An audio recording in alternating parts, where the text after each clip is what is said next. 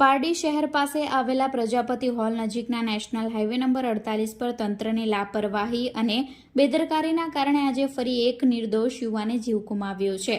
Highway પર ખાડાઓ અને અધૂરી રિપેરિંગ કામગીરીના કારણે લોકોના જીવના જોખમે મુસાફરી કરે છે, પરંતુ રસ્તા પર થતા અકસ્માતો પછી પણ તંત્રના અધિકારીઓ આંખ આડા કાન કરીને બેઠા છે.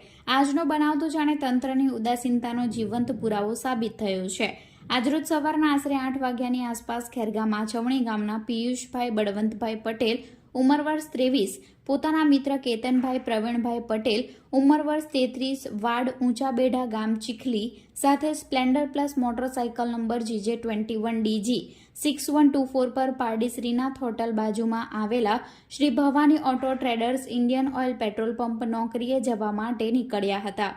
ત્યારે બંને પારડી પ્રજાપતિ હોલ નજીકના હાઈવેના બ્રિજ ચડતા હતા ત્યારે અર્ધાંગ સમારકામ અને ખાડાઓથી ભરેલા માર્ગના કારણે તેમની બાઇક અચાનક હચમચી ગઈ હતી અને પાછળથી પૂર ઝડપે દોડતું કન્ટેનર નંબર GJ16AY 1756 બેદરકારીપૂર્વક હંકારી લાવી તેમની બાઇકને જોરદાર ટક્કર મારી હતી.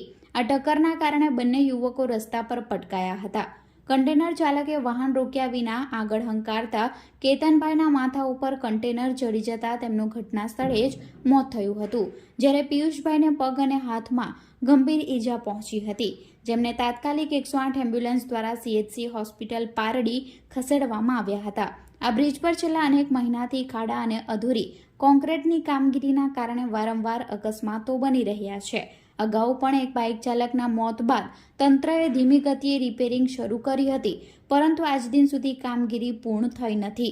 હાલની સ્થિતિ એવી છે કે બ્રિજનો એક ભાગ કોન્ક્રીટનો છે, જ્યારે બીજો ભાગ ખાડાઓથી ભરેલો છે, જેના કારણે હાઈવેની શરૂઆતમાં જ રસ્તો સિંગલ ટ્રેક બની જાય છે અને વાહન ચાલકો માટે જોખમી બની રહ્યો છે. આજરોજ બનેલી આ દુર્ઘટનાએ ફરી એકવાર તંત્રની બેદરકારીને ખુલ્લી મૂકી દીધી છે. જો હાઈવે પર સમયસર સમારકામ પૂર્ણ કરવામાં આવ્યું હોત તો નિર્દોષ યુવાનો જીવ બચી શકત. હવે લોકો તંત્ર સામે ઉગ્ર આક્રોશ વ્યક્ત કરી તાત્કાલિક મરામત પૂર્ણ કરવા અને જવાબદાર અધિકારીઓ સામે કાર્યવાહી કરવાની માંગ ઉઠાવી છે.